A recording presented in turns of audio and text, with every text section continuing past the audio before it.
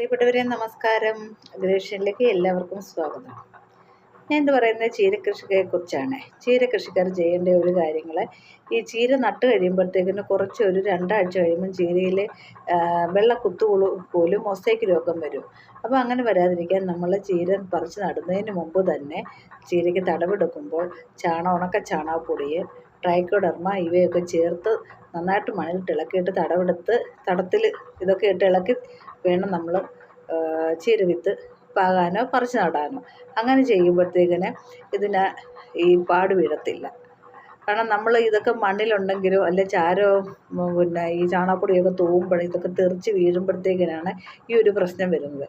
അപ്പോൾ ആദ്യം തന്നെ നമ്മൾ മണ്ണിൽ ഇതൊക്കെ ഇളക്കി ഇട്ടിട്ട് വേണം, ചാണകപ്പൊടി, ട്രൈക്കോഡർമ ഇതൊക്കെ ഇളക്കി ഇട്ടിട്ട് വേണം ചീര നടാൻ. അങ്ങനെ വരുമ്പോഴത്തേക്കിന് ഇങ്ങനത്തെ പ്രശ്നങ്ങൾ, മൊസൈക്ക് രോഗങ്ങൾ, അങ്ങനെയുള്ള രോഗങ്ങളൊന്നും ചീരയ്ക്ക് വരത്തില്ല. ഓക്കെ.